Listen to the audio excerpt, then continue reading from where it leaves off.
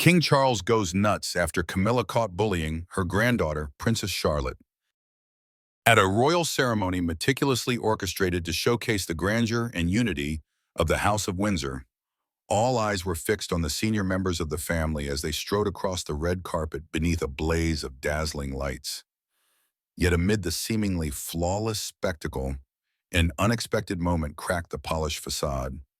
Queen Camilla, resplendent in her finery, was said to have acted inappropriately toward Princess Charlotte, the little girl regarded as the crown jewel of the royal family and the special pride of King Charles. The king's gaze, usually imbued with the calm dignity of royalty, shifted in an instant. A flash of anger lit his eyes, sharp enough for those nearby to feel a chill run down their spine. No one knew exactly what had transpired in that fleeting instant, only whispers, startled glances, and a tension that spread through the hall like a sudden frost. Had Camilla inadvertently revealed a lack of respect, or was it a deliberate gesture aimed at the child so deeply cherished by both the public and the king himself? What could have ignited such rare fury in Charles, a man renowned for his ability to keep his emotions in check under any circumstance? The incident instantly became the talk of the evening. Eyewitnesses insisted that Charles's expression was far from ordinary displeasure. It was a surge of pent-up anger, born of an invisible boundary that had just been crossed. Charlotte is not only his granddaughter, she is, in many ways, the living echo of Diana, the woman to whom Charles owes an unrepayable debt and for whom he still carries an unhealed wound in his heart. Any slight or harm directed at Charlotte would be as if someone had touched that wound, raw and aching, once more. So what truly happened between Camilla and Charlotte in that moment? And why could a single fleeting act shatter the king's instinctive aristocratic composure? The answer, perhaps, holds more than the public was ever meant to see on the lavish stage of the British monarchy. Camilla Parker Bowles, a name once at the very heart of fierce controversy, is now the Queen Consort of the United Kingdom. Her journey from the woman the public branded as the other woman in the love story between Prince Charles and Princess Diana to standing beside the king on the throne has been a long road lined with storms and a constant undercurrent of public scrutiny. Since the day her secret relationship with Charles was exposed, Camilla has lived under the glare of criticism, facing the disapproval of both the public and many within the royal fold.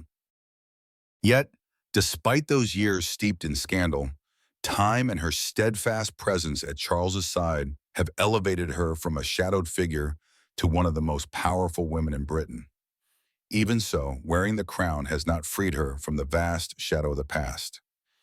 In the eyes of a segment of the public, she remains a divisive figure, a reminder of a painful chapter in royal history.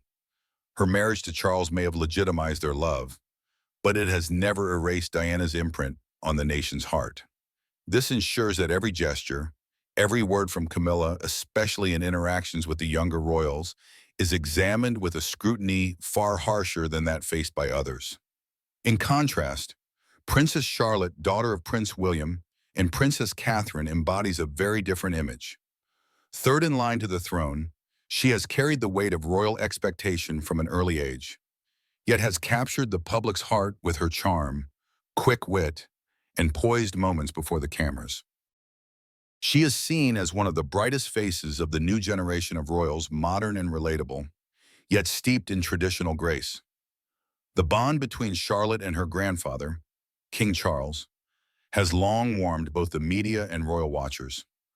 At grand occasions such as Trooping the Color, images of the king bending down to smile at his granddaughter, or Charlotte cheekily waving while standing beside him, have become moments replayed across headlines and television screens.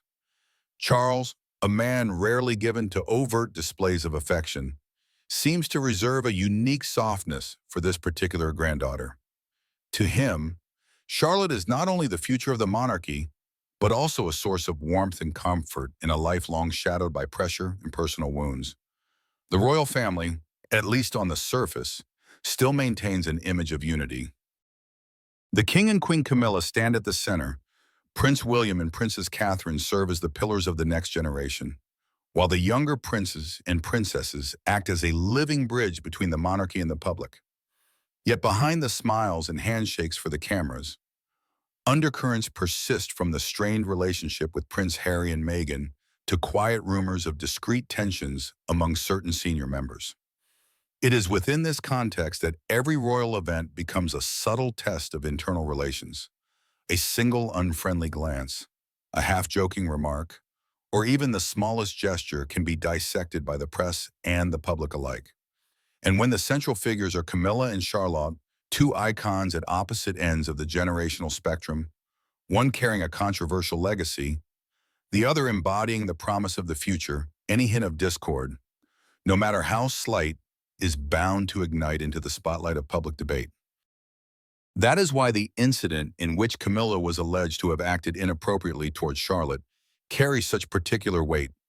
It is not merely a personal moment between two individuals, but a sensitive point of contact within the complex web of royal relationships.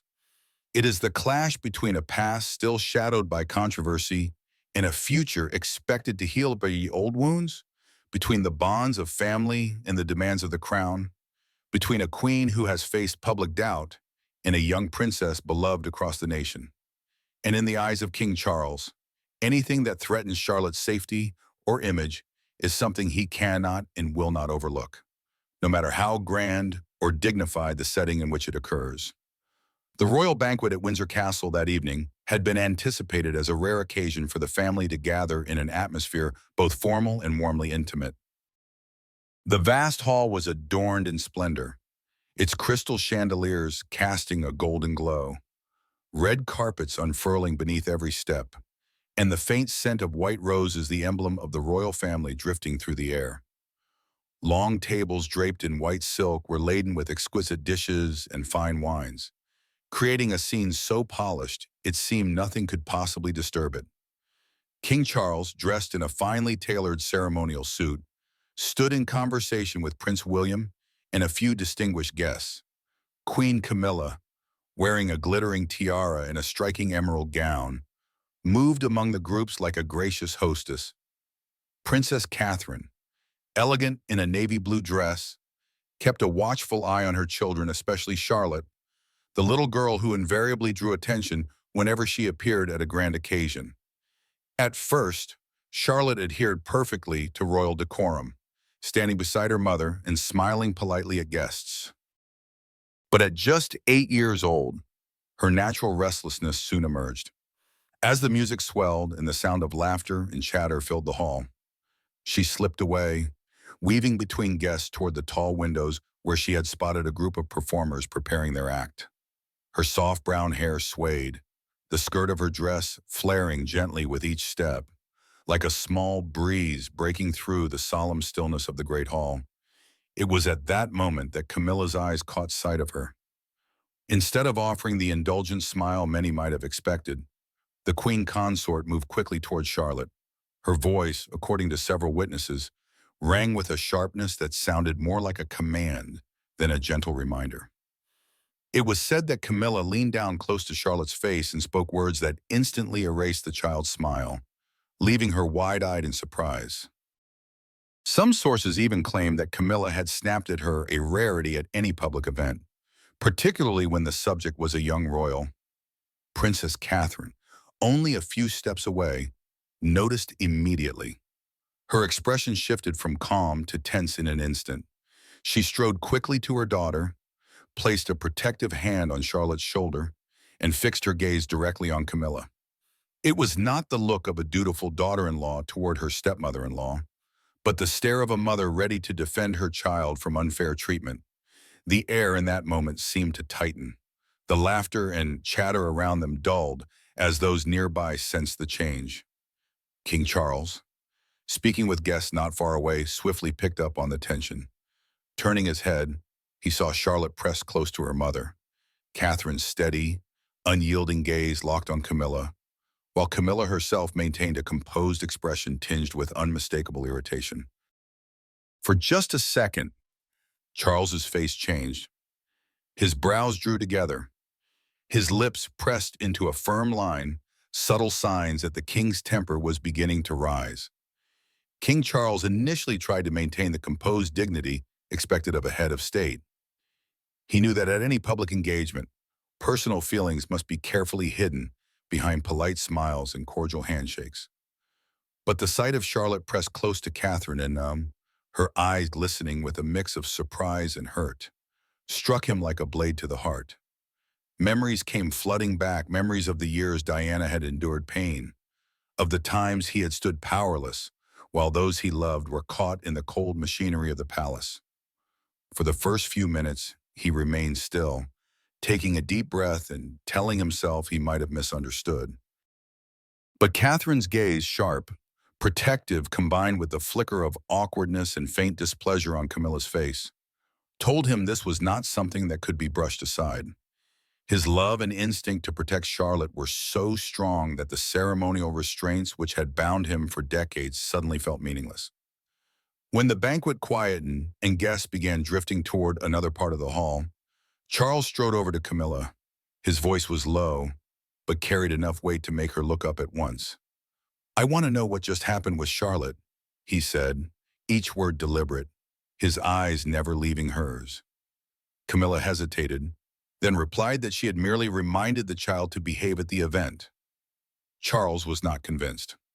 Leaning in, his voice dropped, laced with restrained anger. "A reminder doesn't make a child's face change like that, especially not when that child is my granddaughter." In that moment, they were no longer king and queen consort, but a grandfather confronting his wife.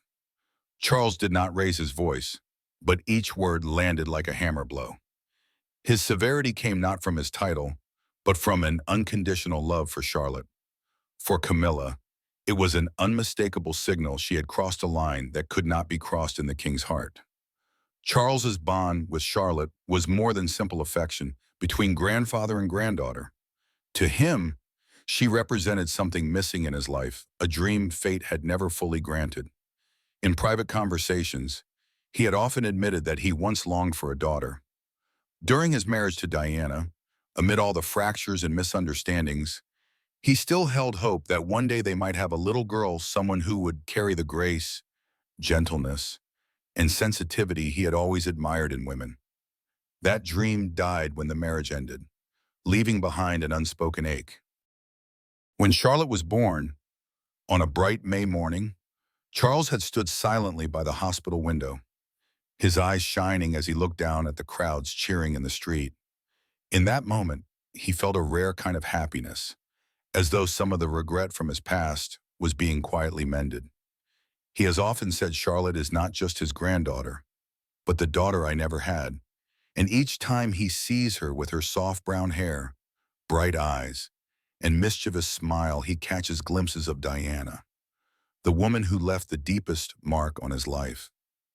On more than one occasion, the public has caught that special look Charles reserves for Charlotte during official events. It is not the gaze of a monarch performing a duty, but of a grandfather filled with affection, pride, and protectiveness. During Trooping the Color, as Charlotte stood on the palace balcony, waving her flag and softly singing along to the music, Charles bent down to whisper something that made her burst into giggles. The moment was captured on camera, becoming one of the warmest royal images in recent years. Charlotte reminds Charles of Diana not only in appearance, sometimes in the slight tilt of her head, other times in the brilliance of her smile, but also in the quiet strength and determination she shows, even at such a young age. Diana was known for never standing idly by in the face of injustice, and Charlotte is much the same. She has often displayed poise in public, confidently straightening her brother's posture during events or offering perfect, polite curtsies to elders. Charles sees in her that same independence and self-assurance, and it only deepens his admiration. Perhaps that is why anything that harms Charlotte provokes a stronger reaction from Charles than most would expect. To him, she is not merely a delightful child. She is a living connection to one of the most beautiful parts of Diana's memory, a fragment of love and loss he will carry forever. Charles knows that if Diana were still alive, she would guard and cherish Charlotte with all her heart. And now he considers that his own duty, not only as a grandfather, but as an unspoken promise to the woman who left too soon.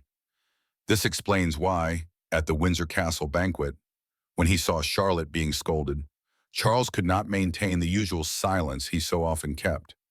It wasn't simply that Camilla had lost her temper with the child, it was that someone had caused the daughter of his dreams to feel subdued and hurt. In that moment, Charles was no longer the sovereign at the height of power, but a man who had already lost too much and who was now determined not to let history repeat itself. Those close to the king say that after this incident, Charles became even closer to Charlotte. He began spending more time with her, often inviting William and Catherine to bring the children to Sandringham or Balmoral so the family could share meals together. In the afternoons, he and Charlotte would stroll through the gardens, talking about simple things. Those were moments when Charles could live fully as a grandfather, no throne, no ceremony, just laughter and childhood chatter. To Charles, Charlotte is a kind of miracle, a thread that links past to present, pain to hope. She is proof that even in the most powerful and complicated of families, pure love can exist and bridge any distance. And so he will do anything to protect that smile. Because whenever Charlotte smiles, he feels as though Diana is smiling at him from some far-off place. There is one thing those within royal circles quietly acknowledge. Though never say in public, Camilla has never truly warmed to Princess Charlotte. In public, she wears the polite smile and fulfills her role as queen consort before the cameras. But behind closed doors, that discomfort is not always perfectly hidden. Many believe it stems from the fact that Charlotte is the king's favorite, a place in his heart. No one, not even Camilla, can replace it. For Camilla, her place beside Charles is the result of decades of waiting, fighting, and weathering storms of public outrage. She endured the disdainful stares, the headlines branding her the other woman, and the cold shoulders of many within the family. After all, though, she believed she deserved to be Charles's first priority, but Charlotte emerged as an exception. To him, she is not just a granddaughter, she is the embodiment of an unfulfilled dream, the daughter he had always longed for. This created an invisible distance, leaving Camilla feeling shut out from a part of her husband's heart. The unspoken comparisons to Diana only make it more bitter.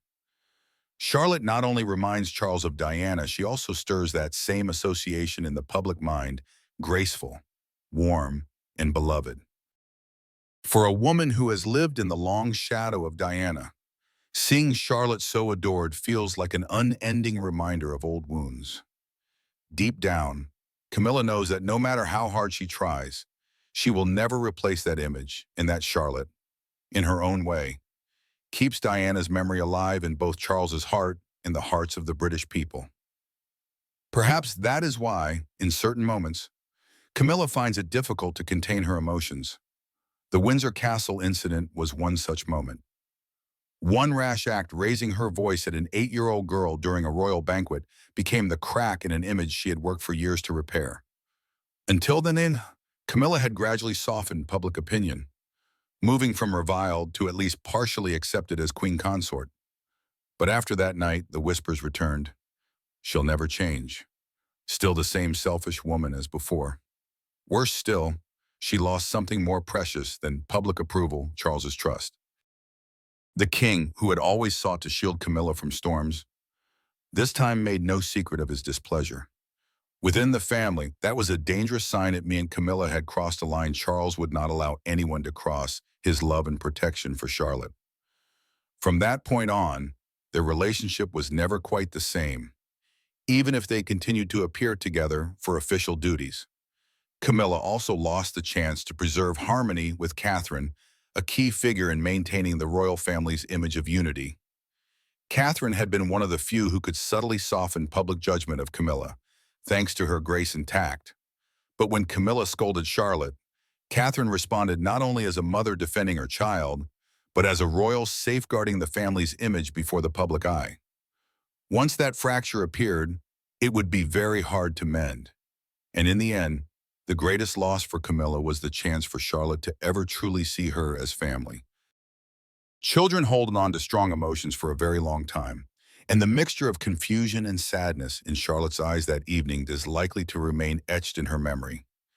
Instead of becoming the gentle step-grandmother she might have been, Camilla has imprinted herself in the girl's mind with a negative memory, all because of one moment's loss of control. A sharp word, seemingly harmless, became the final drop that tipped the balance, shattering the fragile equilibrium within an already complicated family dynamic. In the royal world, where every gesture is watched, a mistake like this is never just private, it becomes a crack for all to see. And for Camilla, it was a harsh reminder that sometimes what we lose is not because of great battles, but because of fleeting moments when emotion overwhelms reason. As Charlotte grows, she continues to astonish both the public and the royal family, as though she carries within her the perfect blend of two of Windsor's most iconic women. She has the kindness, warmth, and listening eyes of Princess Diana, but also the grit, resolve, and unshakable presence of Princess Anne. These are not traits invented by the press or romanticized by admirers, they are evident in her every small action. Visiting children's hospitals, she doesn't simply shake hands or smile as a formality, she kneels down to meet the eye level of young patients, speaking to them as a friend. At remembrance events, she stays focused and composed, not distracted as many children her age might be. These moments evoke memories of Diana, a princess who broke through the royal frost to touch the hearts of the people. But Charlotte also bears something distinctly her own, and strength and discipline. Even at such a young age, she has shown the ability to hold herself together under pressure and under the relentless gaze of the media.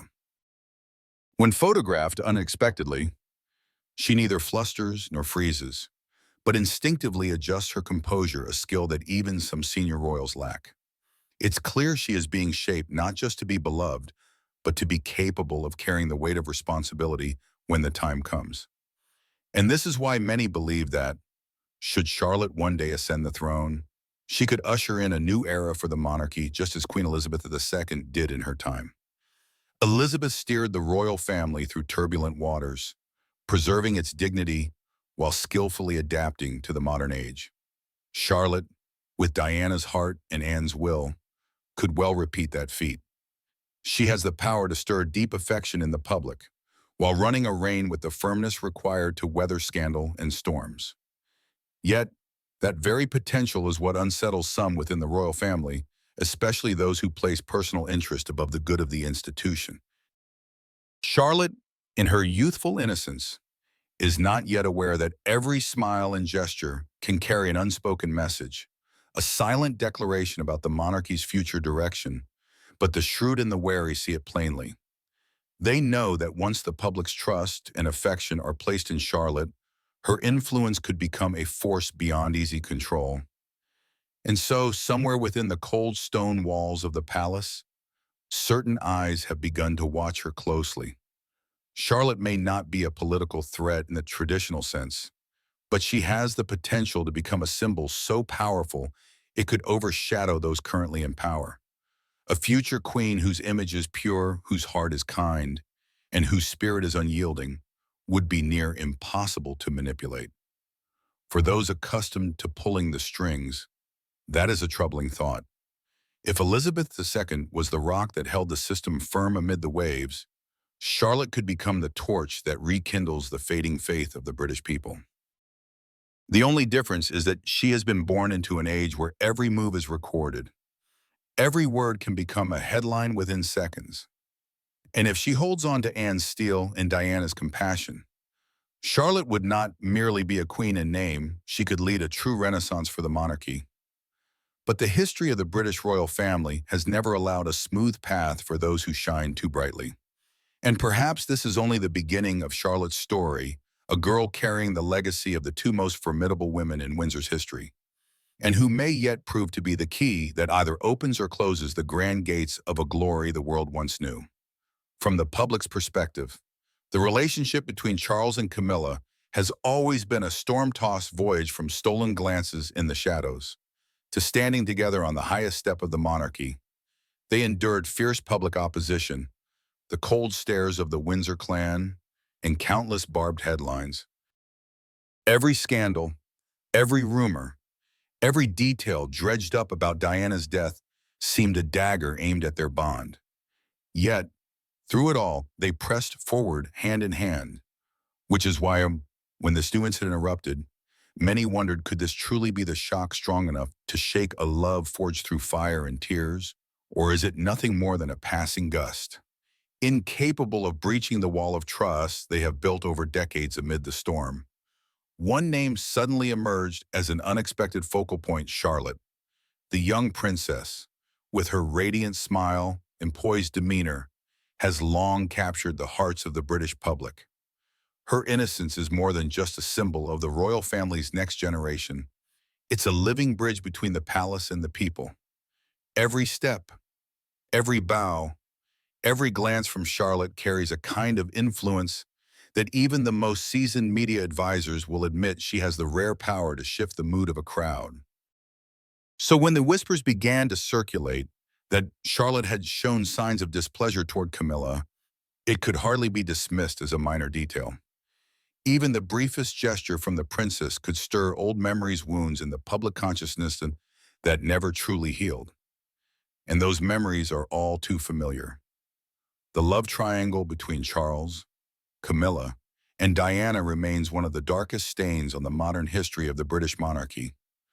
Diana, the princess adored across the globe, endured years of loneliness, betrayal, and ultimately met a tragic, mysterious end. In the eyes of many, the public has never fully forgiven Camilla, despite her 2-decade-long effort to soften her image. That's why, when any younger royal, especially one so strikingly reminiscent of Diana as Charlotte, appears distant or at odds with Camilla, the public's mind instantly leaps to the past. The comparisons become inevitable, and with them returns a familiar sentiment, the sense that once again, the royal family may be fractured from within, and that the cause might be traced back to the same controversial name. A glance at royal media history makes one thing clear whenever fresh drama emerges. It is almost always framed in the context of earlier scandals. From Harry and Meghan's departure to stories of frosty relationships among senior royals, the narratives are repeatedly tied to the monarchy's most infamous rifts, with the Charles-Camilla-Diana saga sitting firmly at the center. This time is no different. The question isn't just, did Charlotte truly react that way, but is this a sign that simmering tensions within the family are beginning to surface once again? Because the British monarchy is, by its very nature, a structure held together by delicate alliances. Relationships are not purely a matter of affection or kinship. They intertwine with power, image, and succession. A single, seemingly small gesture from Charlotte, whether intentional or not, can be interpreted as a message, a challenge, or a refusal to comply. In the eyes of the public, it might be taken as a reminder that the fracture between Camilla and the rest of the family never fully disappeared, merely hidden under careful diplomacy. So, is this nothing more than a misunderstanding blown out of proportion? Or is it truly the first toll of a bell warning of a new crisis brewing inside the palace? If it's a misunderstanding, the royal family will need to handle it with exceptional subtlety to keep it from exploding into a global scandal. But if it's the truth, then this could be the most punishing test Charles and Camilla have faced since their marriage, a trial by public opinion, haunted by Diana's shadow, and shadowed by that eternal question: is their love strong enough to survive yet another storm? Or will it finally be swept away by waves stirred up by the past itself?